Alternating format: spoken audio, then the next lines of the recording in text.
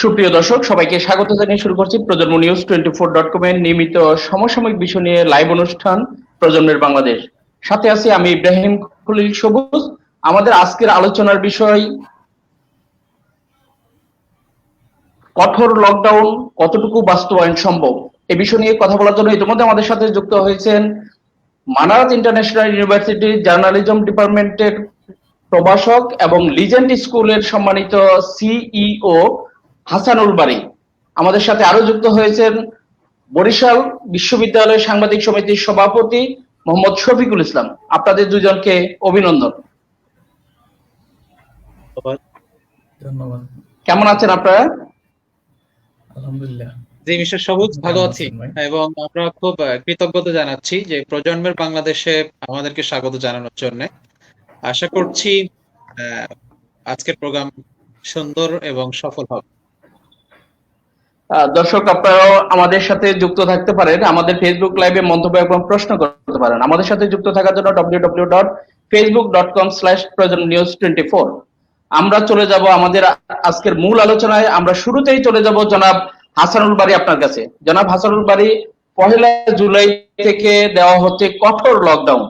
এই কঠোর লকডাউনটি আসলে বরাবরের মতো ঢিলে ঢালা হবে, নাকি এটি বাস্তবায়ন একেবারে যেভাবে বলা হচ্ছে সেভাবে বাস্তবায়ন করা সম্ভব? এ বিষয়ে আপনার মন্তব্য।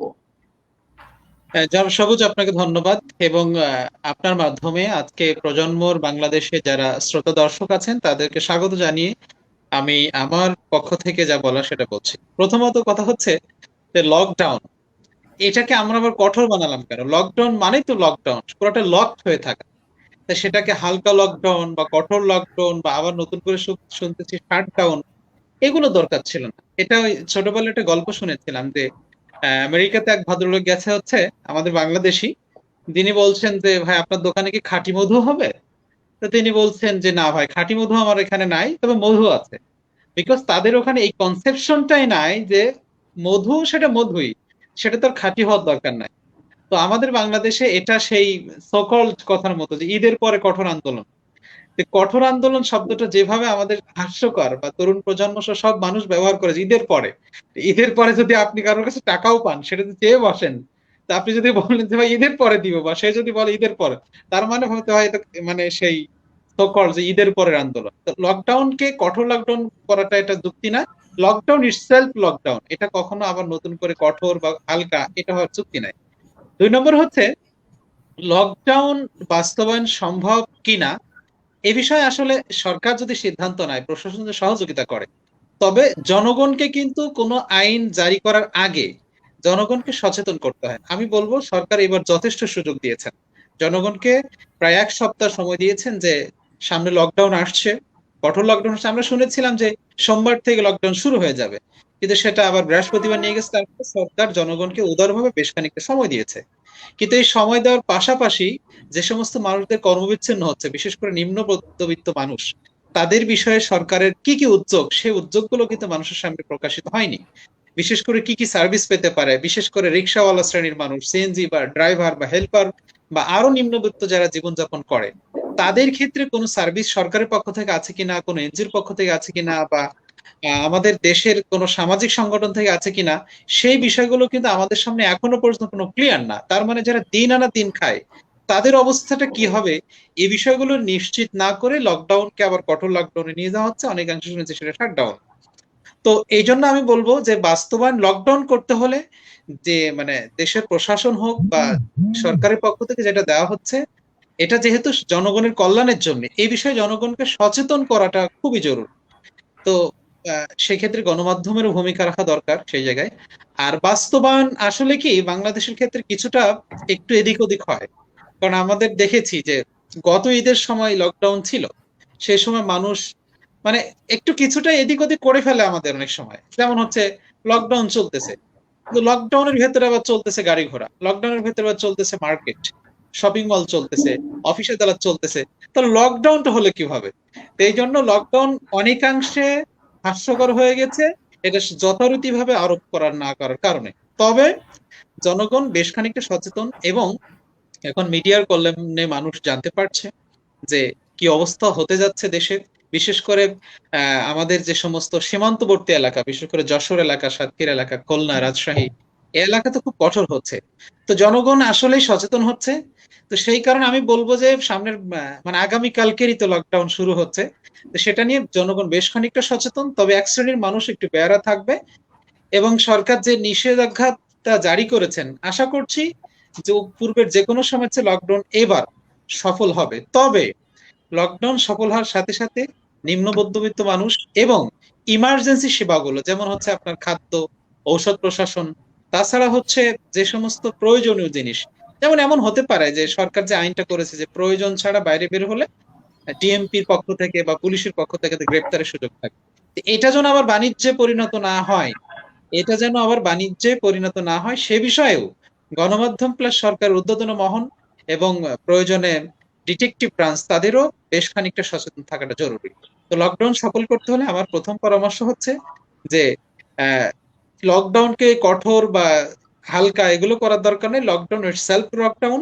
আর পাশাপাশি যে সমস্ত সেবাগুলো দরকার, ইমার্জেন্সি অন্যান্য বিষয়গুলো, সেই বিষয়গুলো মাথায় নিয়ে পরিপূর্ণ জনগণকে সচেতন করি মাঠে নামলেই তখন লকডাউন সম্ভব হবে বলে আমার মনে হয়। জনাব সবুজ, ধন্যবাদ আপনাকে।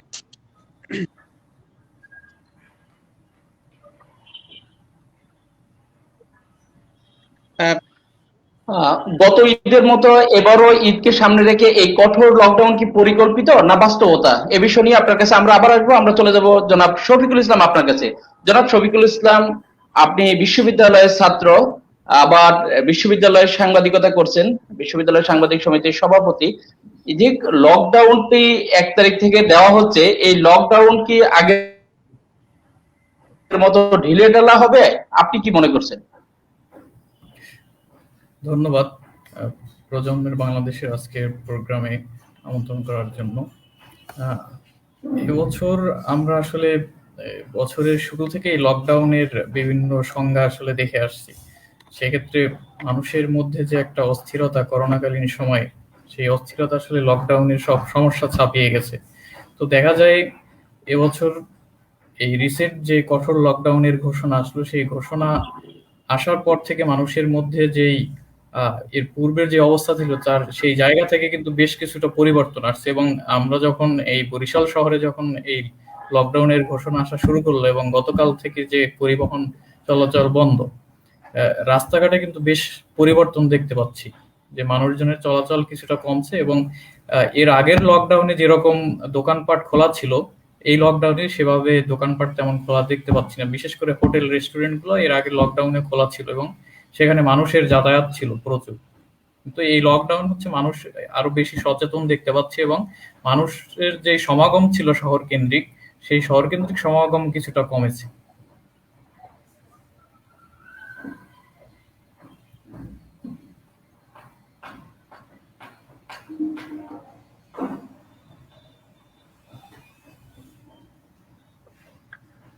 জনাব শফিকুল ইসলাম, মধ্যবিত্ত এবং নিম্নবিত্ত মানুষের এই কঠোর লকডাউনের মধ্যে আসলে আয়ের বিকল্প কি উৎস হতে পারে বলে আপনি মনে করছেন?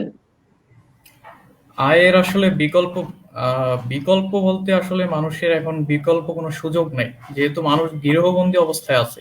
সেক্ষেত্রে মানুষ যেহেতু ঘর থেকে বের হতে পারছে না, সেই জায়গা থেকে আসলে আয়ের বিকল্প কোনো সুযোগ নেই। কিন্তু তরুণ যারা আছে, যারা মেধাবী আছে, অনলাইন কেন্দ্রিক তাদের কিছু একটা বিজনেস যারা পরিচালনা করে, তাদের এই ক্ষেত্রে একটা বিকল্প আয়ের একটা সোর্স আছে। এছাড়া যারা দিনমজুর, যাদেরকে ঘর থেকে বের হয়ে মাঠে গিয়ে কাজ করতে হয়, গাড়ি চালায় যারা, রিক্সা শ্রমিক যারা আছে, যারা কায়িক পরিশ্রম করে, তাদের তো আসলে বিকল্প, তাদের কোনো আয়ের কোনো উৎস নেই। তাদের সঞ্চয় যা ছিল, পুঁজি যা ছিল, সেটাই হচ্ছে তাদের একমাত্র এখন অবলম্বন। সেটা দিয়ে তারা হচ্ছে এখন জীবিকা নির্বাহ করে।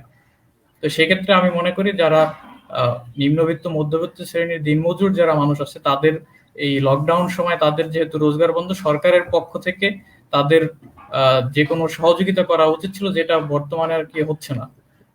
বিশেষ করে আমরা দেখেছি যে গত বছর যখন লকডাউন ছিল, এই লকডাউনের সময় কিন্তু বেসরকারি উদ্যোগে কিন্তু অনেক সাহায্য সহযোগিতা করা হয়েছে। কিন্তু এবছর দেখবেন যে সেই বেসরকারি উদ্যোগে কোনো সাহায্য সহযোগিতা কিন্তু এখন আর হচ্ছে না। করোনার শুরুতে আমরা যেটা দেখতে পাচ্ছি, তার মানে হচ্ছে এর আগে যারা সহযোগিতা করতো বেসরকারি উদ্যোগে, এই 1 বছরের দীর্ঘ সময়ে তাদের ইনকামও কিন্তু ভাটা পড়েছে। তারা যে সহযোগিতা করবে সেই সহযোগিতার জায়গা তাদেরটাও সংকুচিত হয়েছে। এই কারণে এখন হচ্ছে যারা সহযোগিতা করবে বেসরকারি উদ্যোগে, তারাও কিন্তু সহযোগিতার জায়গাটা এখন নাই, কারণ তাদের ব্যবসা বাণিজ্য সব বন্ধ। তো সেই জায়গা থেকে এখন সরকারের উদ্যোগী ভূমিকা পালন করতে হবে, কিভাবে এই নিম্নবিত্ত মধ্যবিত্ত মানুষ যারা আছে তাদেরকে ত্রাণ সহায়তা দিয়ে হোক বা অন্য যে কোনো সহায়তা দিয়ে হোক, তাদের এই লকডাউনের সময় তাদেরকে আর্থিকভাবে সাহায্য সহযোগিতা দিয়ে হোক, তাদের পাশে দাঁড়ানো উচিত। ধন্যবাদ জনাব শফিকুল ইসলাম। আমরা চলে যাব মোহাম্মদ হাসানুল বাড়ি আপনার কাছে। জনাব হাসানুল বাড়ি, গত ঈদের মতো এবারও যে ঈদকে সামনে রেখে কঠোর লকডাউনের ঘোষণা দিয়েছেন সরকার, এটি কি আসলে পরিকল্পিত? ঈদকে সামনে রেখে পরিকল্পিত তাদের লকডাউন দেওয়া, নাকি আসলে বাস্তবতা লকডাউন এই মুহূর্তে হওয়া যৌক্তিক? আচ্ছা মিস্টার সবুজ, আমি শফিকুলের কথার সূত্র ধরেই বলছি, সেটা হচ্ছে যে আসলে মানুষের যারা নিম্ন মধ্যবিত্ত বা একেবারে নিম্নবিত্ত, তাদের যে খাদ্য খাবার বা তাদের নিয়মিত প্রয়োজনটা মোকাবেলা করাটা কিন্তু খুব জরুরি। তো সেই জন্যে আমাদের সরকার, আমি আগে বলেছি যে আসলে যে তাদের যে সেবাগুলো দরকার ছিল সেই সেবাগুলো কিন্তু এখনো পরিষ্কার করে নাই। তো পরিষ্কার না করে একটা লকডাউন হয়ে গেল বা সময় নিয়ে সেটা শুরু হলো। আর নিম্নবিত্ত মানুষ কিন্তু আসলে এইসব বিষয়ে সচেতন, সরকার কখন কি ঘোষণা করছে বিষয়গুলো জানে না।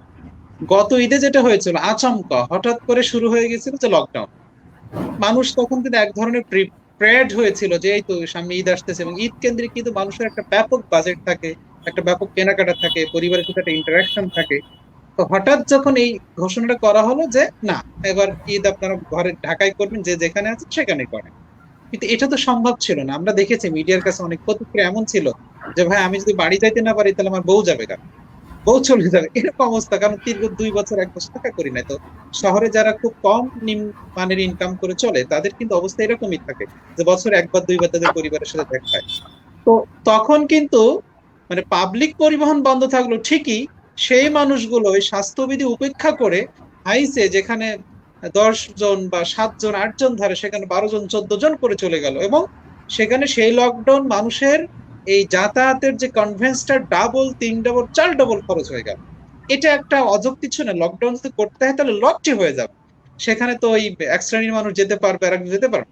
Only emergency can be exit, যে ইমার্জেন্সি থাকে সেটা ছাড়া হবে, কিন্তু যারা হাইস নিয়ে গেলে ছেড়ে দেওয়া হবে, ব্যক্তিগত গাড়ি নিয়ে গেলে ছেড়ে দেওয়া হবে, আর সেখানে পাবলিক গুলো ছেড়ে দেওয়া হবে না। এমন হয়েছিল পাবলিক পরিবহন চলতেছে, হাইসে ডাবল 3 ডাবল মানুষ নিয়ে চলতেছে, সেখানে তো এমন হতে পারতো যে দূরপাল্লার বাসগুলো চলবে বরং স্বাস্থ্যবিধি মেনে চলবে। স্বাস্থ্যবিধি সেখানে এমন হতে পারতো যে আমরা দেখেছিলাম তারও আগের ঈদে যে 2টা সিটে একজন, দ্যাটস গুড। তো আপনি সেই 2টা সিটে একজন না করে বরং হাইসে ছেড়ে দেওয়া হলো, ব্যক্তিগত পরিবহন ছেড়ে দেওয়া হলো, এবং মানুষ যাওয়া শুরু করলো, এবং ব্যাপক হারে খরচ হলো। যারা নিম্নবিত্ত মানুষ তাদের জন্য একটা কঠিন হয়েছে। তবে এবার ঈদে, ঈদ যেহেতু এখনো 20-25 দিন সামনে বাকি আছে, এবং একটা ইমার্জেন্সি অবস্থা কিন্তু তৈরি হয়েছে, দেশে দিন দিন আক্রান্তের সংখ্যা, মৃত্যুর সংখ্যা ব্যাপক হারে বাড়ছে, এবং সেই সংখ্যাটা একটা আশঙ্কাজনক অবস্থায় আছে। সেজন্য সরকার আগে থেকে খুব সচেতন ভাবে এবং প্রচার প্রসার করেই কিন্তু সরকার মাঠে নেমেছে। তার মানে পূর্বেরটা চেয়ে এবারটা হচ্ছে বাস্তবতা বলে আমি বলবো। তবে সে বাস্তবতার নিরিখেও কিছু বিষয় গণমাধ্যম সহ সরকারের খুব বেশি হওয়া দরকার ছিল। আমার কাছে একটা রিপোর্ট আছে, সেটা হচ্ছে আমি ভুলে গেছি, একটি জেলায় মেবি এটা নরসিংদী বা কোথাও, এক ভদ্রলোক, সে ভালো টাকা পয়সার মালিক, তিনি একটা সার্ভিস চালু হয়েছে যে এই নাম্বারে কল দিলে চলে যাবে তার বাড়িতে খাবার, এটা জেলা প্রশাসনের পক্ষ থেকে। তো তিনি ফোন দিয়েছেন, তার ভালো সম্পদ আছে। তো ফোন দেওয়ার পরে ঠিক জেলা প্রশাসন থেকে তার ফোন রিসিভ করা হয়েছে, তখন বলছে যে আমার খাবার দরকার। তো তার বাসায় যেয়ে দেখে তার অনেক বড় বাড়ি, অনেক টাকা পয়সা আছে। তখন জেলা প্রশাসন নিজে গিয়ে সেখানে তাকে জরিমানা করেছে কি, যে আগামী 1 সপ্তাহের জন্য আপনাকে এরকম 1000 মানুষের খাবারের ব্যবস্থা করতে হবে। আমার মনে হয় এরকম ধরনের উদ্যোগও মাঝে সাঝে নেওয়া জরুরি, কারণ এক শ্রেণীর মানুষ আসলে নীরবে নিবৃত্তে কষ্ট পেয়ে যায়, মানুষের সামনে চাইতেও পারে না, পাইতেও পারে না বা পায় না। তো সেই জন্য আমার কাছে মনে হয়েছে যে সরকার এই ধরনের উদ্যোগও নিতে পারে, যে এখন উচ্চ শ্রেণীর মানুষ যাদের ইনকাম লেভেলটা যথেষ্ট, যেমন ঢাকা শহরে যদি আপনি বলেন যে বাড়িওয়ালা কতজন আছে, নিশ্চয়ই সরকারের কাছে তথ্য আছে, সিটি কর্পোরেশনের কাছে তথ্য আছে, যাদের ইনকাম লেভেল, ইনকাম ট্যাক্স দেখে সরকার বুঝতে পারে তো তাদের উপর এক ধরনের নিয়ম জারি করে দেওয়া যে এই পরিমাণ দান এই সময় করতে হবে, এই পরিমাণ চ্যারিটির কাজ এই সময় করতে হবে। আমি আরো যদি একটু বলি, সরকার শুধু লকডাউন পালন করলে হবে না, দেশের জনগণকে কিন্তু এখানে এগিয়ে আসতে হবে এবং সচেতন নাগরিক যারা, আমরাও তো নাগরিক, সরকার তো আমাদের বাইরের কেউ না, আমাদের নাগরিকদেরকে এখানে কিন্তু খুব বেশি মানে উদ্যোগী হয়ে সামনে এগিয়ে আসতে হবে, কারণ এটা আমাদের জন্য হচ্ছে। সেজন্য আমার কিছু পয়েন্ট মনে পড়ে। ধর্মীয় দৃষ্টি কিন্তু যদি আপনি দেখেন যে এই যে মহামারী যখন আসে তখন কিন্তু স্বাভাবিকভাবে হাদিসের নির্দেশনা হচ্ছে যে আপনারা যেখানে আছেন সেখানেই থাকেন, যদি মহামারী সেখানে শুরু হয়ে যায় আপনি ছেড়ে অন্য জায়গায় যান, অর্থাৎ সেই স্থানে থাকার বিষয় কিন্তু ধর্মের দিক থেকেও ব্যাপক হারে উদ্বুদ্ধ করা হয়েছে। তার মানে আমাদের মসজিদ গুলো থেকে, আমাদের ধর্মীয় প্রতিষ্ঠানগুলো থেকে কিন্তু উৎসাহ দেওয়া যেত। 2 নম্বর হচ্ছে প্রতিবেশীর হক, যেটা এক ধরনের ধর্মীয় দৃষ্টিকোণ থেকে এক ধরনের ফরজ, আত্মীয়ের হক। তো এই সময় যেন যে আত্মীয় স্বজন বড় আছে বা তাদের টাকা পয়সা আছে, তাদের আত্মীয়দেরকে এখন চালানোর দায়িত্ব দিক, আশেপাশে প্রতিবেশীদের তাদের চালানোর দায়িত্ব নিক। আর একটা শব্দ আমাকে না বললেই নয়, সেটা হচ্ছে আমাদের সরকার বা গণমাধ্যম সবাই ব্যবহার করে, সেটা হচ্ছে যে আহ, সামাজিক দূরত্ব। আমি এই শব্দটার সাথে একটু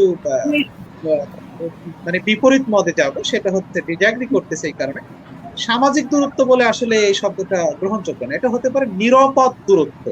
যেমন যিনি পেশেন্ট, করোনায় এফেক্টেড পেশেন্ট, কোভিডে আক্রান্ত, তাকে তো সেবা দিতেই হবে, কারণ সে তো মানবিক বিপর্যয়। এখন যদি আপনি সামাজিক দূরত্ব 3 ফুট দূর থেকে আপনি তাকে সেবা দেন, তাহলে তো সেবাই হবে না, বরং তার কাছে যাওয়া যাবে, সর্বোচ্চ নিকটেও যাওয়া যাবে, কিন্তু সেটা নিরাপত্তা রেখে আপনার প্রোটেকটিভ যে মেজার্স গুলো আছে বা যে সমস্ত সেফটি ইকুইপমেন্টস গুলো আছে, আপনার হাতে গ্লাভস পরা, মুখে মাস্ক পরা এবং শরীরে সেই গ্লাভস গুলো পরে যদি তার কাছে যাওয়া হয় তাহলে সমস্যা নাই। তার মানে এফেক্টেড ব্যক্তিদের মাস্ক ব্যবহার করা, শরীরে অন্য অন্য ইকুইপমেন্ট ব্যবহার করে নিরাপদ দূরত্ব। আমার মনে হয় আপনার গণমাধ্যমে যারা আছেন তাদেরকে এই শব্দগুলো প্রমোট করার জন্য খুব বেশি জরুরি দায়িত্ব নেন আপনারা, সেটা হচ্ছে যে নিরাপদ দূরত্ব, নট সামাজিক দূরত্ব। আমার প্রথম বছর যখন 2020-এর দিকে করোনা আমাদের বাংলাদেশ খুব র্যাডিক্যালি ছড়িয়ে গেছে, আমি শুনেছি রংপুর এলাকায় এমন হয়েছে যে বাসায় আপনার করোনায় আক্রান্ত হয়েছে সেই বাসায় আপনার মানুষকে কেউ বের হতে দেয়নি, পুলিশ তাদেরকে স্ট্রিক্টলি বন্ধ করে রাখতো, তাদের বাসায় কাজের লোক ঢুকতে দেয়নি, কোনো অন্য আত্মীয় স্বজন ঢুকতে দেয়নি, তাদেরকেও নামতে দেয়নি, তারা ঔষধ পায়নি, কোনো মানুষ খোঁজ খবর নেয়নি। এমনকি এটাও হয়েছে, রিপোর্টে প্রমাণ করেছে যে যে সমস্ত পেশেন্টদেরকে হসপিটালে ভর্তি করা হয়েছে ডাক্তাররা, নার্সটাও তাদের কাছে যায়নি। তারা কি করেছে? সামাজিক দূরত্ব মেনটেন করেছে। সামাজিক দূরত্ব মেনটেন করতে পেশেন্টকে সুস্থ করা সম্ভব না। এজন্য আমি বলছি যে না, হাসানুল বাড়ি, এবারের যে লকডাউনটি, এবারের যে ঈদকে সামনে রেখে যে লকডাউনটা দেওয়া হচ্ছে, এটি আসলে বাস্তবতা কিনা, জাস্ট আমি যদি জানতে চাই আপনার কাছে এক কথাই, যে এই মুহূর্তে কি আসলে আক্রান্তের মাত্রা ওই পর্যায়ে গেছে যে এখন আসলে লকডাউনটা দেওয়াটা বাস্তবিক কারণ ছিল?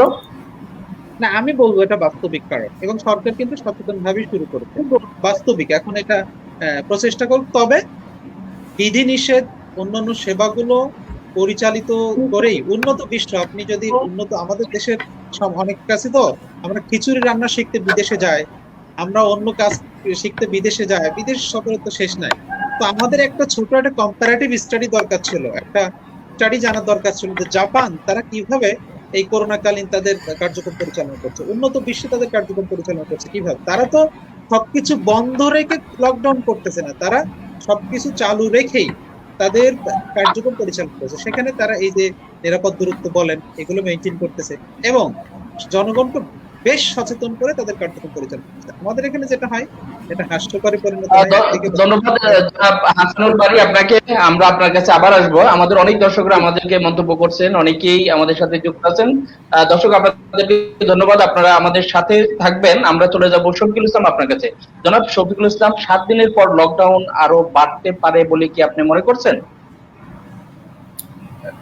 অবশ্যই, কারণ হচ্ছে করোনা সংক্রমণের হার কিন্তু এখন বেশি, এটা হচ্ছে সারা দেশব্যাপী, এবং এখানে আরো নতুন যে করোনার যে ভেরিয়েন্ট, সেটা কিন্তু নতুন নতুন বিভিন্ন জায়গায় কিন্তু সেই লক্ষণগুলো কিন্তু ধরা পড়ছে।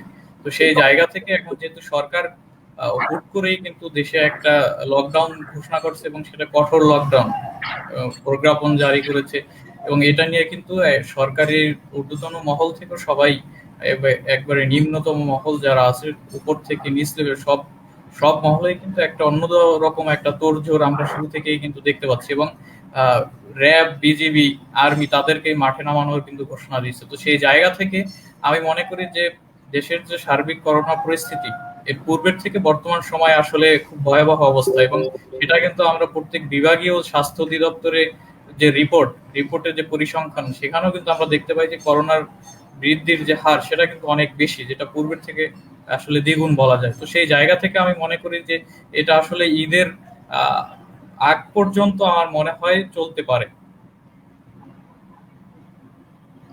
জনাব, ধন্যবাদ। জনাব শফিকুল ইসলাম, আপনার কাছে আমি আরেকটু যুক্ত করতে চাই। আপনি বলছেন যে লকডাউন আরো বাড়তে পারে, সিচুয়েশনের কারণে হয়তো আপনি এই কথাটি বলেছেন।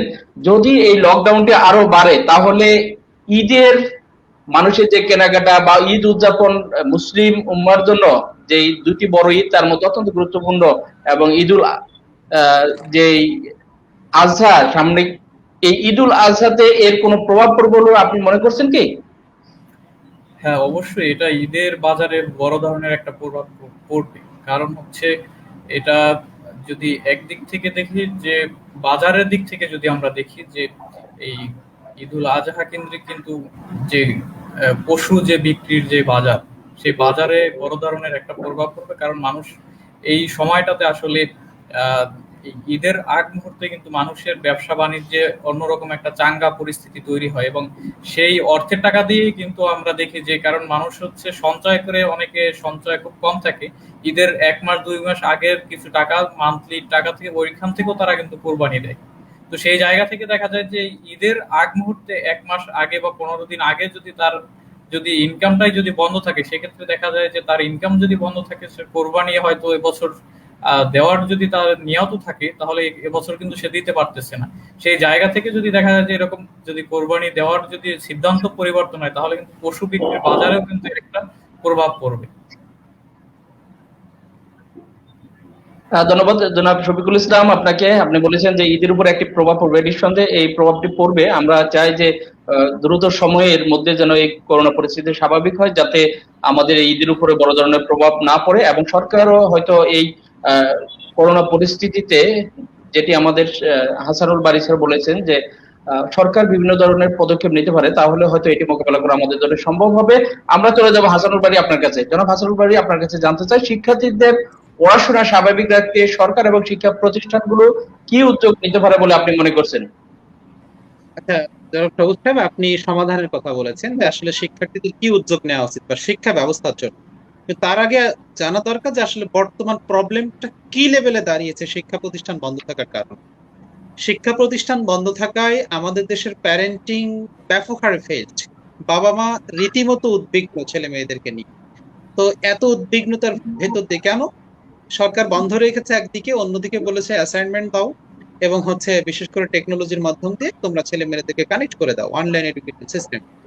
তো সেখানে প্রথম প্রবলেম হয়েছিল যে আমাদের দেশে এখনো পূর্ণাঙ্গ ডিজিটালাইজেশন না, নেট কানেকশন এখনো দেশের বহু অঞ্চলে পায় না।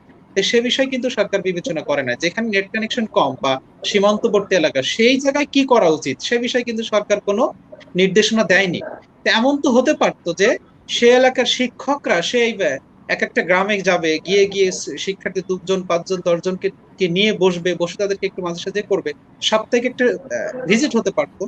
2 নম্বরে আমার একটা সমাধান এটা মনে হতো, সেটা হচ্ছে যে এক এলাকায় করোনা খুব বেশি, সাপোজ সাতক্ষীরায় বেশি, কিন্তু সেটা তো ঠাকুরগাঁও বেশি না, সেটা তো পঞ্চগড়ে বেশি না। তাহলে ঠাকুরগাঁও পঞ্চগড়ে চালুক, এক বিভাগে চলুক, আর এক বিভাগ প্রয়োজন একটু বন্ধ থাকুক। আরেকটা কাজ করা যেত, সেটা হচ্ছে যে অন্তত উইকলি তাদেরকে স্কুল কলেজে যাওয়ার একটা ব্যবস্থা রাখা যেতে পারতো।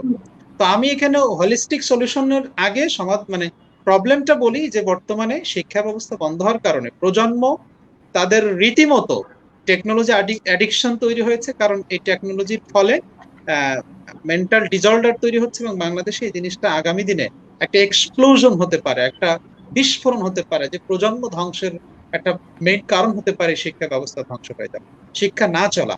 তো সেই জায়গায় শিক্ষা না চলার পেছনে বহু শিক্ষক, বিশেষ করে বেসরকারি শিক্ষা মাধ্যমগুলো ব্যাপক হারে তাদের শিক্ষকরা, শিক্ষা প্রতিষ্ঠান উদ্যোক্তারা কিন্তু তাদের জীবনযাপন নিয়ে এখন খুব ভয় আছে, এবং প্রজন্ম তাদের এদিকে।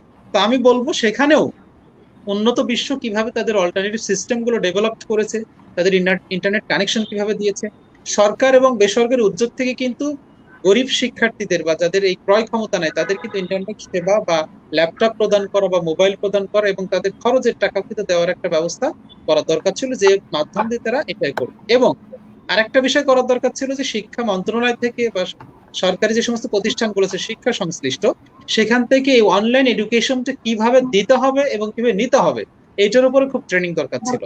সেই ট্রেনিংটা কিন্তু আমরা খুব বেশি দেখি না, যে অনলাইন সিস্টেমে কিভাবে শিক্ষা দিতে হবে, কিভাবে শিক্ষা নিতে হবে, এই ট্রেনিংটাও দেওয়া জরুরি। পাশাপাশি উন্নত বিশ্ব তাদের শিক্ষা ব্যবস্থা কিভাবে চালাচ্ছে সেটাও আমি শুনেছি এবং রিপোর্টও দেখেছি, উন্নত বিশ্ব তাদের শিক্ষা ব্যবস্থা বন্ধ রেখে কিছু করে নাই। তাদের রেগুলার ক্লাসও হয়েছে অনেক জায়গায়, তাদের সাপ্তাহিক ক্লাস হয়েছে এবং অনলাইন সিস্টেমটা তাদের ই লার্নিং যেটা এটা ডেভেলপড হয়েছে। তো এই সময়ে করোনার ভেতর দিয়ে কিন্তু বাংলাদেশের একটা সিস্টেম, আমাদের শিক্ষামন্ত্রী বলতেছেন যে যে একটা সিস্টেম ডেভেলপড হতে যাচ্ছে। তো নিশ্চয়ই এটা আগামী দিনের জন্য ব্যাপক একটা কাজে দিবে। যেমন যারা প্রফেশনাল কোর্স করে তাদের তো আর ঢাকায় জ্যাম ঠেলে যে ক্লাস করে আসার দরকার নেই, অনলাইন সিস্টেম যদি করে তো ভালো হবে। তো আমি বলবো এই সময়ে সরকারি উদ্যোগগুলো অল্টারনেটিভ সিস্টেম ডেভেলপ করে, যাদের ইন্টারনেট কানেকশন নেই, প্রযুক্তি নেই, তাদেরকে প্রযুক্তি দেওয়া, শিক্ষকদেরকে মাঝে মাঝে ভিজিটে পাঠানো, তারপর হচ্ছে অভিভাবকদেরকে সচেতন করা, হোম টিউটর প্রয়োজন। জনাব হাসানুল বারী, আপনাকে আমরা চলে যাব শফিকুল ইসলাম আপনার কাছে। জনাব শফিকুল ইসলাম, আপনার কাছে জানতে চাই, এই অবস্থায়, এই যে করোনার কঠিন অবস্থা, এই অবস্থায় আসলে ছাত্রদের ক্যাম্পাস খোলার দাবি আসলে কতটুকু যৌক্তিক বলে আপনি মনে করছেন?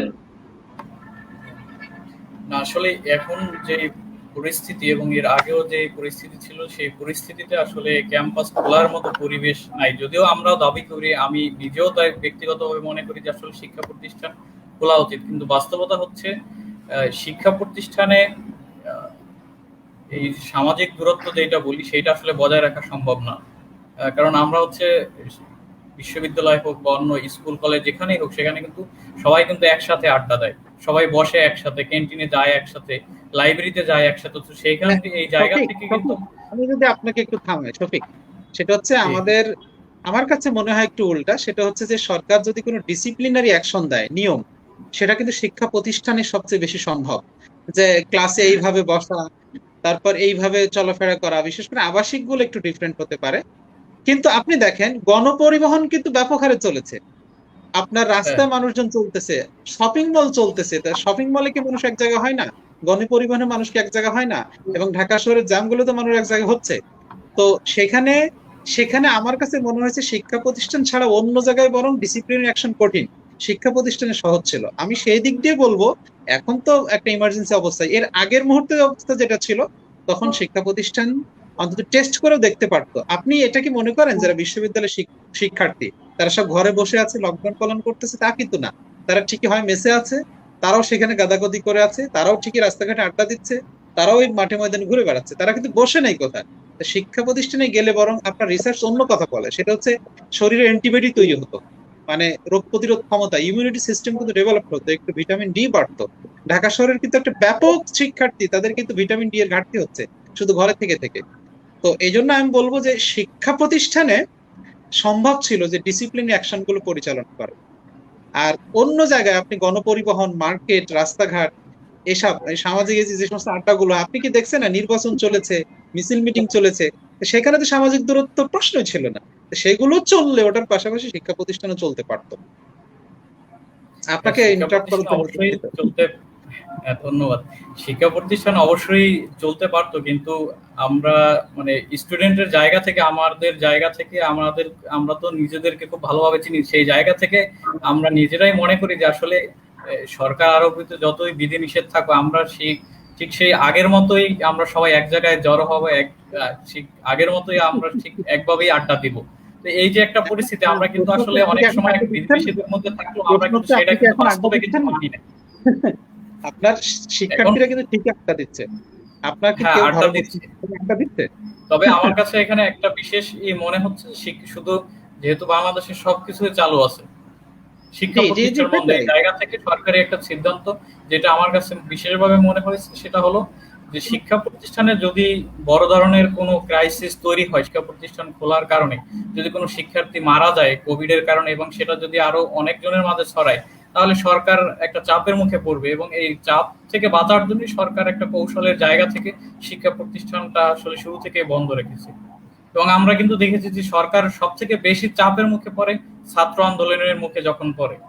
এবং বাংলাদেশে এই রিসেন্ট 1-2 বছরে কিন্তু সব থেকে সফল যে আন্দোলন, রাজনীতির বাইরে যদি আমরা বলি, সব থেকে সাকসেসফুল আন্দোলন যেগুলো ছিল সবগুলো কিন্তু ছাত্র আন্দোলন। তো সেই জায়গা থেকে সরকার কিন্তু এই ছাত্রদের একটা ভয়ের জায়গা থেকে কিন্তু ভেরি মাচ রাইট, আপনার কথাটা সবচেয়ে ছাত্র আন্দোলন যে কোনো সময় রেস করতে পারে, সেই জায়গা থেকে এটা অনেক সেন্সিটিভ একটা জায়গা শিক্ষা প্রতিষ্ঠান।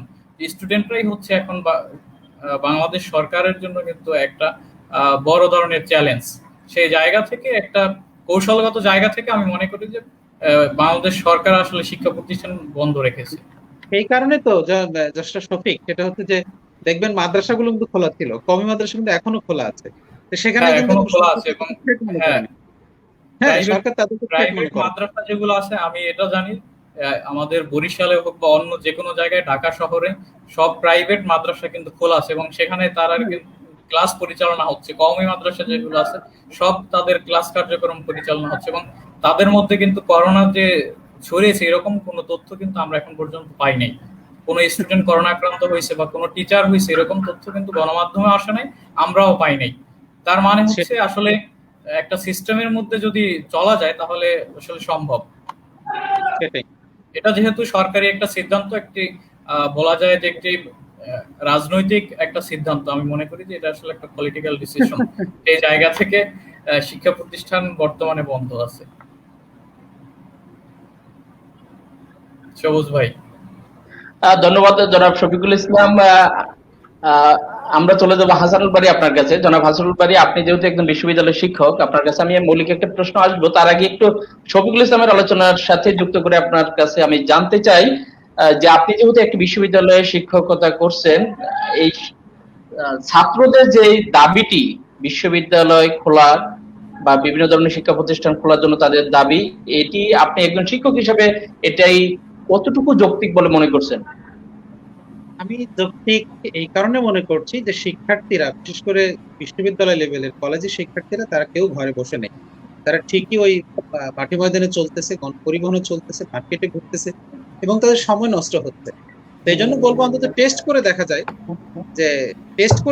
যে আসলে এক সপ্তাহ দিয়ে দেখি না কি অবস্থা। আপনি প্রাইভেট প্রতিষ্ঠানগুলো, সেখানে তো অন্তত পক্ষে এটা প্রচেষ্টা চালানো থাকে। এই জায়গা থেকে বলবো যে দাবিটা এখনো যৌক্তিক, তবে সেটা সমীক্ষা হতে পারে একটা পরীক্ষার ভিত্তিতে। অন্তত টেস্ট করে দেখো, এক সপ্তাহ দিয়ে দেখো কি অবস্থা হয়, তাহলে সেটা হবে। আমি বলবো যৌক্তিক।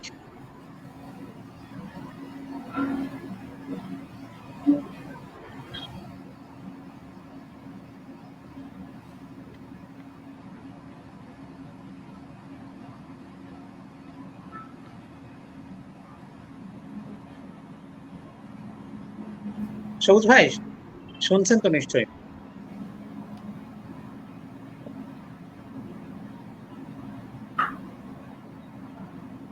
আচ্ছা, আমাদের সবুজ ভাই মনে হয় একটু হচ্ছে। তাহলে আমি শ্রোতা দর্শকদের জন্য আরো কিছু বলতে চাই এখানে, সেটা হচ্ছে যে ধন্যবাদ জনাব হাসানুল বারী আপনাকে। আমরা আপনার কাছে আরেকটু বিষয় জানতে চাই যে এই যে কঠিন পরিস্থিতিতে এখন সরকার আসলে বিদেশে যাওয়ার জন্য ফ্লাইট চালুটা কিন্তু রেখেছেন। এই অবস্থায় আসলে গার্মেন্টস কর্মীদের যে কঠিন মানে জীবনযাপন, তাদের হয়তো কর্মসংস্থান যদি বন্ধ হয়ে যায় বা তাদের কাজ না থাকে, তাহলে তাদের কিন্তু জীবনযাত্রায় বড় ধরনের প্রভাব পড়বে। এই অবস্থায় গার্মেন্টস গুলোকে আসলে নিরাপদ যে দূরত্বের কথা আপনি বলেছেন, সেই নিরাপদ দূরত্ব বজায় রেখে কি আসলে গার্মেন্টস গুলো চালানো যায় কিনা? আর যদি গার্মেন্টস বন্ধ থাকে তাহলে সেক্ষেত্রে গার্মেন্টস কর্মীদের জন্য সরকার কি ধরনের পদক্ষেপ নিতে পারে তাদের জীবনযাত্রাকে স্বাভাবিক রাখার জন্য? আচ্ছা, থ্যাংক ইউ। সরকার একেবারে তো আমাদের একটা বড় সমস্যা কি শুনবেন, আমরা সহজে একটা কাজ পারি, সেটা হচ্ছে সরকারকে সমালোচনা করলে আমাদের দায় শেষ, কিন্তু আসলে তাই না। আমাদের দেশের সবচেয়ে বেশি যে ইনকাম সোর্স, জাতীয় ইনকামের যেটা ভূমিকা রাখে সেটা হচ্ছে তো গার্মেন্ট। তো গার্মেন্ট গুলো আমি গতকালকে দেখলাম যে আমাদের বিখ্যাত অভিনেতা অনন্ত জলিলের যে গার্মেন্ট, সে ভিডিও করে ছেড়ে দিয়েছে যে তার এখানে এই যে নিরাপদ দূরত্ব মেনটেন করে গার্মেন্ট চলছে এবং সার্বিক সবসময় দেখভাল, অবজারভেশন সবকিছু নিয়ে চলছে। গার্মেন্ট চলুক, কারণ এর সাথে দুটো জিনিস জড়িত, এক হচ্ছে ন্যাশনাল ইকোনমি এবং একটা বিশাল সংখ্যক একেবারে নিম্নবিত্ত মানুষের জীবন। তো এটা চলুক, এটা নিয়ে সমালোচনা করার দরকার নেই, এটা চলুক, এটা চললে, কারণ এখন এই বিশেষ করে ঈদের সময় যদি বন্ধ হয়ে যায় তাহলে ওদের বোনাসটাও পাবে না, ওদের এই মাসে বেতনটাও পাবে না, ওদের অবস্থা খুবই দুর্দশা হবে। আরেকটা বিষয় হচ্ছে এই লকডাউনের ভেতরেও কিন্তু মানে অন্যান্য জায়গায় লক থাকলেও গার্মেন্ট গুলো কিন্তু চলেছে। তো কোনো গার্মেন্টে কিন্তু বড় আকারের যে একটা ক্রাশ হয়ে গেছে, একটা ব্যাপক ক্ষতি হয়ে গেছে, অন্তত 100-200 জন লোক অমুক গার্মেন্টে আক্রান্ত, এই সংবাদ কিন্তু আমাদের কাছে আসে নাই। সুতরাং এটা চলতে থাকুক, এটা সময় বুঝে, জায়গা বুঝে, এক একটা প্রতিষ্ঠান বুঝে যদি কোনো ইমার্জেন্সি তৈরি হয় তবে সেই ইমার্জেন্সিটা বন্ধ করবে, কিন্তু আমি বলবো যে এটা চলতে থাকুক, এটা নিয়ে সবাইকে সমালোচনা করার দরকার নেই। আসলে আমি কি একটু ভিন্ন দিকে যাব কিনা সেটা হলো যে প্রথম কথা হচ্ছে যে আসলে আমরা শুধু সমালোচনা করে নিজেদের দায় বন্ধ না করে আমরাও কিছু দায়িত্ব নেই, যেহেতু একটা একটা বৈশ্বিক মহামারী, সেই জায়গায় আমাদের কিছু কাজ করা যেতে পারে। যে এই সময় এসে কিন্তু আমরা আমাদের এই লকডাউনটা কিন্তু আমরা ব্যাপক হারে কাজে লাগাতে পারি। নাম্বার ওয়ান, আমাদের পরিবার গঠনে, কারণ হচ্ছে পুরুষও ছুটিতে আছে, মহিলা মানে গৃহকর্তা কর্তী দুইজনই ছুটিতে থাকবে, বিশেষ করে শহর কেন্দ্রিক। তারা কিন্তু এই সময় প্যারেন্টিং এর সর্বোচ্চটুকু দিতে পারে, ছেলে মেয়েদেরকে নিয়ে বসতে পারে, তাদেরকে পড়াশোনার দায়িত্ব তারা নিতে পারে, এবং মানে কোয়ালিটি টাইম যেটাকে বলা হয় এক ধরনের। এবার দেখতেছি, আজকে মার্কেটে গিয়েছিলাম, মনে হচ্ছে ঈদের শপিং করতেছে সবাই, মানে লকডাউন মোবারক, অনেকে বলতেছে যে ঈদ মোবারক না লকডাউন মোবারক। তো ঠিক আছে, এই ধরনের সুযোগগুলো কিন্তু এক ধরনের আমি মনে করবো কিছুটাও পজিটিভলি ব্যবহার করা যায়। 1 সপ্তাহ জন্য তো দিয়েছে, এই 1 সপ্তাহ সবাই সচেতন হয়, পরিবারকে একটা কোয়ালিটি টাইম দেয়। ধন্যবাদ জনাব হাসানুল বারী। আমরা চলে যাব আমাদের শফিকুল ইসলাম আপনার কাছে। জনাব শফিকুল ইসলাম, আপনার কাছে জানতে চাই, স্নাতক এবং স্নাতকোত্তরে যারা অধ্যয়ন করছেন এই ধরনের ছাত্রছাত্রীদের জন্য সরকার আসলে এই শিক্ষা প্রতিষ্ঠান আমরা দেখেছি যে অটো পাসের একটা সিস্টেম রেখেছে। এই স্নাতক এবং স্নাতকোত্তর পর্যায়ে অধ্যয়নরত ছাত্রছাত্রীদের সেশন নিরসনে সরকার অটো প্রমোশনের কোনো সিদ্ধান্ত নেওয়া উচিত বলে আপনি মনে করছেন কি? না, আসলে আমি শিক্ষার্থী হিসেবে মনে করি যে আসলে অটো পাসের কোনো সিস্টেম থাকা উচিত না। এর আগেও সরকার বৃহৎ স্বার্থে যেটা করেছে, আসলে আমি সেটার পক্ষে না, এবং এটা বিশ্ববিদ্যালয় পর্যায়ে অবশ্যই এটা কখনোই করা উচিত না বলে আমি মনে করি। কারণ বিশ্ববিদ্যালয়ে যে সিস্টেমে আমাদের পড়াশোনা হয়, সেমিস্টার সিস্টেম আছে, ইয়ার সিস্টেম আছে, সেখানে কিন্তু আমাদের দেখা যায় একটা কোর্স 6 মাসের কোর্স 1 বছরেও কিন্তু শেষ হচ্ছে না। তো সেই জায়গা থেকে দেখা যাচ্ছে কোর্সই শুরু হয় না, সেখানে তো অটো পাসের প্রশ্নই আসে না। তা আমরা যেটা পারি এখন, যেভাবে আমাদের অনলাইন কেন্দ্রিক যে ক্লাস কার্যক্রম পরিচালনা, এবং অনলাইনে কিন্তু আমরা কিন্তু ইন্টারনাল অ্যাসেসমেন্ট যেগুলো আছে সেগুলো কিন্তু আমরা দিচ্ছি, অনলাইনে পরীক্ষা দিয়েছি, মিড টার্ম পরীক্ষা, যেটা এর আগে আমরা ফিজিক্যালি দিতাম। 20 মার্কের যে পরীক্ষা, এখন কিন্তু সেটা আমরা অনলাইনে দিচ্ছি, অ্যাসাইনমেন্ট অনলাইনে জমা দিচ্ছি আমরা। তো সেই জায়গা থেকে আমি মনে করি যে ফাইনাল পরীক্ষা যদি ওইভাবে, ফাইনাল পরীক্ষার যে 60 মার্কস বিশ্ববিদ্যালয়ে, সেই 60 মার্কস যদি ওইভাবে বিভিন্নভাবে বন্টন করে যদি অনলাইন কেন্দ্রিক যদি নিয়ে শেষ করা যায়, তাহলে কিন্তু এই সেশন জটের সমস্যাটা থাকে না। আমরা কিন্তু 1 বছর পরে আসলে অনলাইন কেন্দ্রিক এই পরীক্ষাটা শুরু করেছি। এই সিদ্ধান্তটা যদি আমরা 1 বছর আগে নিতে পারতাম, যখন করোনা শুরু হয়েছে, শিক্ষা প্রতিষ্ঠান যখন বন্ধ হয়ে গিয়েছে, তখন যদি আমরা নিতে পারতাম, তাহলে কিন্তু আমাদের কিন্তু এই 1 বছর কিন্তু বিশ্ববিদ্যালয়ে যারা আছে 1 বছর কিন্তু পিছিয়ে থাকতে হতো না, আমাদের কিন্তু কোর্স গুলো শেষ হয়ে যেত। শফিক, আপনার সাথে আমি যুক্ত করে বলছি, সেটা হচ্ছে আমি আমার বিশ্ববিদ্যালয়, সেখানে কিন্তু আমরা বাংলাদেশে 4র্থ নাম্বারে আছি, যে আমরা একদিনের জন্য আমাদের শিক্ষা কার্যক্রম বন্ধ রাখি নাই। এবং ইন্টারেস্টিংলি আমাদের স্টুডেন্ট ইতিমধ্যে অভ্যস্ত হয়ে গেছে। কিছু টেকনিক্যাল ব্যাপার স্যাপার তো থাকে, যেমন ট্রিপলি ক্লাস বা অন্যান্য ল্যাব ক্লাস। আমরা ল্যাব ক্লাসের জন্য আমরা স্টুডেন্টদেরকে ডেকেছি, ক্লাস নিয়েছি ল্যাবের কার্যক্রমের জন্য, সপ্তাহে 1 দিন তারা গেছে, কার্যক্রম করছে। এবং স্টুডেন্টরা ইন দ্য মিন টাইম তাদের এখন টেকনোলজিক্যাল ডেভেলপমেন্ট বা আইসিটি লার্নিং, অনলাইন লার্নিং তো অভ্যস্ত হয়ে গেছে। এবং এই যে ভেতরে 1 বছর বা অনেকের জন্য 2 বছর ক্ষতি হয়ে গেল, এটা দরকার ছিল না। আমার কাছে মনে হয়েছিল আমরা প্রাইভেট এডুকেশনে যদি এটা পারি, অনেক কোচিং সেন্টার আছে বিসিএস কেন্দ্রিক, সেই সমস্ত কোচিং সেন্টার গুলো ব্যাপক হারে তাদের কার্যক্রম চালাচ্ছে, এবং অন্য সময় তাদের বহু অফিস ভাড়া দিয়ে কার্যক্রম চালাতে হতো। কিন্তু এখন যেটা হয়েছে, একটা অফিসেই ব্যাপক কার্যক্রম চলছে। আমার মনে পড়ে আমি একটা কোচিং সেন্টারে ক্লাস নিতাম, আমাদের 20,000 স্টুডেন্ট থাকলে প্রতি ক্লাসে গিয়ে আমাদেরকে ইংলিশ ক্লাস নিতে হতো 4টা করে লেকচার। আর এখন যেটা হয়েছে, সারা বাংলাদেশের 20,000 স্টুডেন্টদের জন্য মাত্র 4টা ক্লাসেই শেষ, একবার ভিডিও ধারণ করে ছেড়ে দেওয়া হয়েছে, এবং সেটা ইন্টারঅ্যাক্টিভ করা হয়েছে, সেখানে প্রশ্নের অপশন আছে, এবং শিক্ষকদের সেখানে উত্তর দেওয়ার সুযোগ হয়েছে। তা আমার কাছে মনে হয়েছে যে প্রাইভেট এডুকেশন কোচিং সেন্টার যদি পারতো, তাহলে বাংলাদেশের সর্বোচ্চ বিদ্যাপীঠ ঢাকা বিশ্ববিদ্যালয়ে তাদের দৃষ্টান্ত স্থাপন করার দরকার ছিল। পুরো বিশ্ববিদ্যালয় না পারলেও যেমন আর্টস ফ্যাকাল্টি, ওদের তো অত আপনার ল্যাবের কিছু নাই, সোশ্যাল সায়েন্স ফ্যাকাল্টি, যে সমস্ত ইনস্টিটিউট গুলো আছে, তারা দৃষ্টান্ত তৈরি করার চেষ্টা করতো। শুরু থেকে তারা বসে থাকলো কেন? এবং কিন্তু একটা রেডিক্যাল অভিযোগ আছে যে শিক্ষকদের তার ভয় নাই পাবলিক বিশ্ববিদ্যালয়ে, তাদের চাকরি নিয়ে কোনো ভয় নাই, চাকরি যাচ্ছে না, বসে বসে টাকা পাচ্ছে, তো কষ্ট করবে কেন? এবং অনেক শিক্ষকরা বিরক্ত, আর এক শ্রেণীর শিক্ষকরা তারা বেশ মজায় আছে। তো আমি বলবো প্রাইভেট এডুকেশনে যেখানে এগিয়ে থাকলো, এখানেও শিক্ষা ব্যবস্থার বা বিশেষ করে ইউজিসি যথেষ্ট পদক্ষেপ সময় মতো পদক্ষেপ নেয়নি, এবং এর জন্য নিতে একটা পারে। ব্যাপক ক্ষতি হয়েছে, 2 বছরের জন্য ক্ষতি হয়েছে আমাদের শিক্ষার্থীদের। আমরা প্রাইভেট সিস্টেমে শিক্ষার্থীদের একদিনের জন্য লস করেনি, এবং তারা আপনি পরীক্ষা করতে পারেন, কম্পারেটিভ স্টাডি করতে পারেন যে এখন তাদের অনলাইন শিক্ষা ব্যবস্থা এবং বাস্তব ফিজিক্যাল যখন ছিল, এই দুইটার পজিটিভ নেগেটিভ অবস্থানটা কি, এবং এখন তাদের অবস্থানটা কি, তাদের রেকমেন্ডেশনটা কি, এগুলো নিয়ে দ্রুত গবেষণা করে আমার মনে হয় দেশের সর্বোচ্চ বিদ্যাপীঠ পাবলিক বিশ্ববিদ্যালয়গুলো এই কার্যক্রমের সাথে দ্রুত বেগে আগানো দরকার, কারণ ছেলে মেয়েদের জীবন জড়িত সেই জায়গায়। Thank you. ধন্যবাদ স্যার।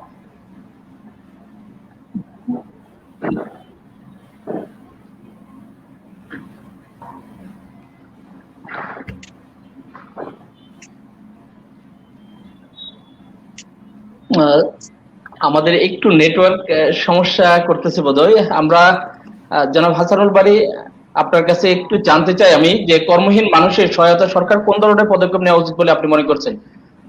জি, এটা খুব গুরুত্বপূর্ণ। একটা কর্মহীন মানুষ অর্থাৎ যারা, আমি যে শব্দটা বলি যে ডিফারেন্টলি এইবল, অনেক শব্দে ব্যবহার করেন ডিজাবল, যেমন এক শ্রেণীর মানুষ আমাদের দেশে কিন্তু আছেন যারা হচ্ছে বৃদ্ধার সরি মানে বয়স্ক ভাতার টাকা দিয়ে জীবন চালায়। এক শ্রেণীর মানুষ আছে যারা অন্যের কাছে হাত পেতে বা ভিক্ষা করে জীবন চালায়, এবং মানে কর্মই করতে পারে না যারা। আবার যারা কর্ম করতে পারে তারাও কিন্তু এই মুহূর্তের জন্য কর্মহীন হয়ে গেছে। সো কর্ম করতে পারে তারাও কর্মহীন, আবার আগে থেকে যারা কর্মহীন ছিল তারাও কর্মহীন। সরকারের এখানে, আমি ওই প্রথমে একটা কথা বললাম, সেটা হচ্ছে এটার জন্য একটা ক্রাউড ফান্ডিং এর দরকার ছিল, ইন্টারন্যাশনাল এনজিও গুলোর সাথে কথা বলা দরকার, এবং দেশে যারা হচ্ছে টাকাওয়ালা আছেন, আমাদের দেশে কালো টাকা সাদা হচ্ছে, তো কালো টাকাগুলো সাদা না করে এই চ্যারিটি কাজে বা এই শ্রেণীর মানুষের কাছে দিয়ে দেওয়া হবে, এটা একটা বড় সমাধান।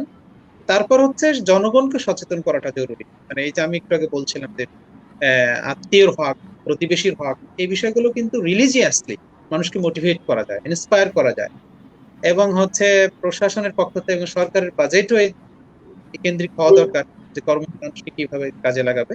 তো অনেকগুলো পদ্ধতি হতে পারে, এনজিও গুলো কাজে এগিয়ে আসা, সরকারি সুযোগগুলো এগিয়ে আসা, দেশের যাদের টাকা আছে, যেমন একটা বিষয় প্রমোট হতে পারে দান সদাকা। এই সময় কিন্তু মানুষের করোনাকালীন মানুষের মন জগৎ ভালো থাকে, দান সদকা উৎসাহ দেওয়া যায়, হিউজ পরিমাণ দান নেওয়া যায়। আমাদের দেশে যে শ্যাডো অর্গানাইজেশন গুলো আছে তারা কিন্তু এই সময় দান সদকা নিয়ে মানুষের পাশে দাঁড়াচ্ছে। তো এই সমস্ত বিষয় আশয়গুলো প্রমোট করা যায়, এবং সরকারকে ডাইরেক্ট এখানে বাজেটারি সিস্টেমে যেতে হবে, যে যখন ইমার্জেন্সি আর সেই সময় আমাদের দুর্যোগ ও ত্রাণ ব্যবস্থাপনা মন্ত্রণালয়, তাদের তত্ত্বাবধানে এই কার্যক্রমগুলো জনাব হাসানুল বারী, ধন্যবাদ আপনাকে। আমরা চলে যাবো শফিকুল ইসলাম আপনার কাছে। জনাব শফিকুল ইসলাম, আপনার কাছে আমি জানতে চাই বেকারত্ব দূরীকরণে সরকার কি ধরনের পদক্ষেপ নেওয়া উচিত বলে আপনি মনে করছেন? বেকারত্ব দূরকরণে আসলে আমাদের তো শুরুতে শিক্ষার দিকে গুরুত্ব দেওয়া উচিত, কর্মমুখী শিক্ষা। তো সেক্ষেত্রে আমি মনে করি যে বাংলাদেশে আসলে কর্মমুখী শিক্ষার জায়গাটা খুবই সংকীর্ণ। আমরা দেখি প্রত্যেক বছর কিন্তু প্রায় 22 লাখ মানুষ কিন্তু শ্রমের বাজারের দিকে ঝুঁকছে, এবং তার মধ্যে হচ্ছে 32% হচ্ছে যুবক, যারা হচ্ছে গ্রাজুয়েশন শেষ করে বা মাস্টার শেষ করে তারা কিন্তু কর্মক্ষেত্রের দিকে যাচ্ছে। তো সেই জায়গা থেকে আমি মনে করি যে আসলে আমাদের প্রথম দিকে গুরুত্ব দেওয়া উচিত কর্মমুখী শিক্ষার ক্ষেত্রে। এর দ্বিতীয় যেটা আমরা পারি সেটা হচ্ছে পড়াশোনা শেষ করে যেহেতু কর্মক্ষেত্রে যাবে, সরকারি চাকরির জায়গা এখন যেহেতু কম, সেইখানে আমরা যেটা পারি যে বেসরকারি খাতে যে বিনিয়োগ, সেই বেসরকারি খাতে সরকারি উদ্যোগে কিন্তু একটা বিনিয়োগ যদি বেশি থাকে তাহলে সেখানে কিন্তু কর্মসংস্থানের সৃষ্টি হতে পারে। রিসেন্ট আমরা যেটা দেখি সেটা হচ্ছে বেসরকারি খাতে কিন্তু বিনিয়োগ কিন্তু কমে আসছে, এবং বিগত করোনাকালীন এই সময়টাতে কিন্তু তার পরিমাণটা কিন্তু একবারে অর্ধেকে নেমে এসেছে। তো সেই জায়গা থেকে যদি বেসরকারি খাতকে যদি আমরা যদি প্রসারিত করতে পারি, বিনিয়োগটা যদি বাড়ে, তাহলে কিন্তু আমরা আমাদের যেই বেকারত্ব যেটা আছে সেটা কিন্তু কিছুটা কমে আসবে। এর পাশাপাশি যারা তরুণ উদ্যোক্তা যারা আছে এই উদ্যোক্তাদের আমাদের সরকারি ভাবে সহযোগিতা করতে হবে। কারণ কেউ নিজে হচ্ছে সরকারি চাকরি নিচ্ছে না বা নিজে একটা প্রতিষ্ঠান খুলে বসে আসছে, সে কিন্তু আরো 10 জনকে চাকরি দিতে পারছে। সেই জায়গা থেকে যারা উদ্যোক্তা আছে, তরুণ উদ্যোক্তা, তাদেরকে যদি সহযোগিতা করা যায় তাহলে আমি মনে করি যে বেসরকারি খাত আরো বৃদ্ধি হবে এবং সেখানে কিন্তু কর্মসংস্থান কিন্তু বৃদ্ধি পাবে।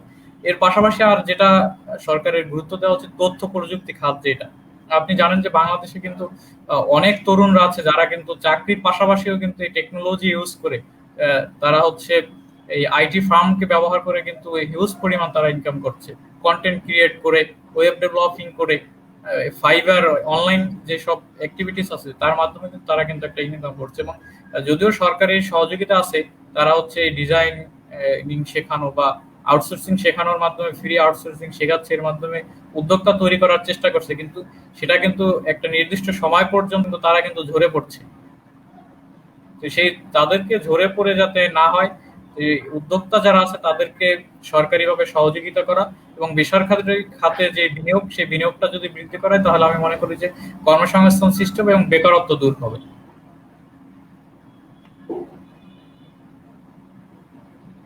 সবুজ ভাই।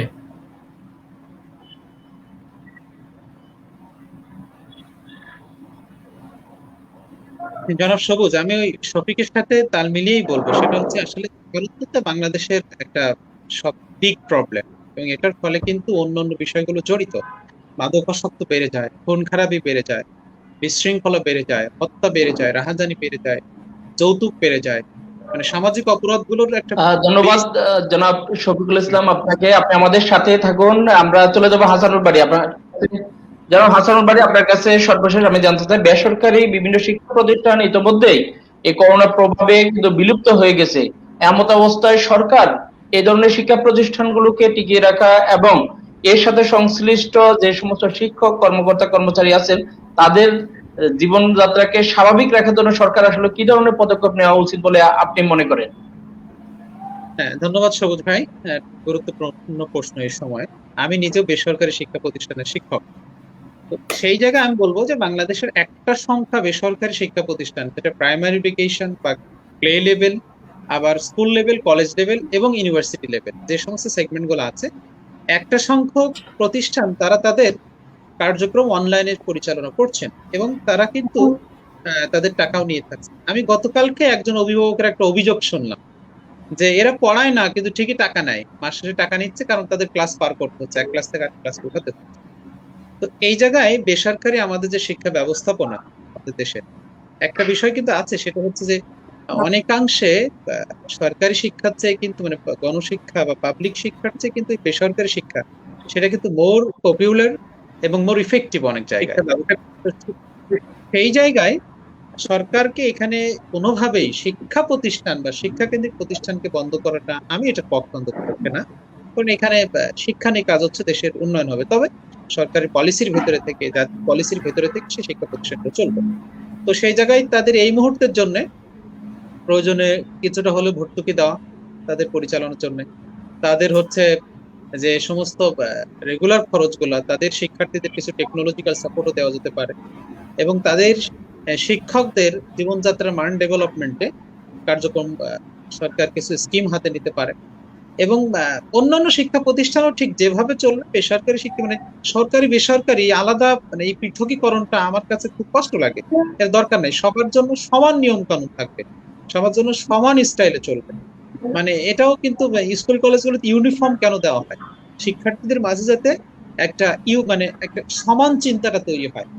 তো ঠিক শিক্ষক শিক্ষা প্রতিষ্ঠানে এই বৈষম্য থাকা দরকার, সরকারি বেসরকারি আলাদা করার দরকার নেই, সবার জন্য সমান নিয়মে চলবে। এবং সরকার স্পেশালি যেহেতু তাদের সরকারি বেতন নাই, তাদের জন্য কিছু উদ্যোগ নিবে এবং তাদের শিক্ষকদেরকেও পরিচালনার ক্ষেত্রে যেভাবে অন্যান্য শিক্ষা প্রতিষ্ঠান চলছে তাদের কার্যক্রমগুলো চলুক। এবং অনলাইন শিক্ষা ব্যবস্থায় তারা কিন্তু বেশ খানিকটা এগিয়েও আছে, পুরোটা বন্ধ হয়েছে তা কিন্তু নয়। তো সমাধান স্বরূপ আমি বলবো যে এটা এক চোখেই দেখা, সরকারকে, সরকারি বিষয়কে আলাদা না করা, তাদের শিক্ষকদের বিষয়ে আলাদা স্কিম নেওয়া, তাদের শিক্ষা ব্যবস্থার ডেভেলপমেন্টে প্রয়োজনীয় টেকনোলজিক্যাল সাপোর্ট, অন্যান্য সাপোর্ট গুলো এগিয়ে দেওয়া, এবং অভিভাবকদেরকে ওখানে দায়িত্ব আছে তাদের শিক্ষকদের সাথে তাদের ইন্টারাকশন করা। ধন্যবাদ।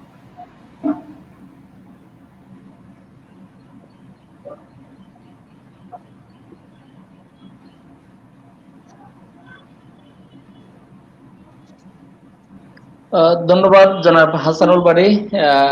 ধন্যবাদ জনাব শফিকুল ইসলাম। সরকার আসলে যে কঠোর লকডাউনটি দিয়েছেন, এই লকডাউন নিশ্চয়ই আমরা সাধারণ জনগণ হিসেবে আমরা যেভাবে এটি পালন করব, অর্থাৎ আমাদেরকে যেই দিক নির্দেশনা সরকারের পক্ষ থেকে দেওয়া হয়েছে সেই নির্দেশনাগুলো আমরা যথাযথভাবে পালন করার চেষ্টা করব। সাথে সাথে সরকার যেন অবশ্যই সরকার নাগরিকদের বিভিন্ন ধরনের সুযোগ সুবিধা দেওয়ার মাধ্যমে এই পরিস্থিতি মোকাবেলায় যেন তাদেরকে সহযোগিতা করেন।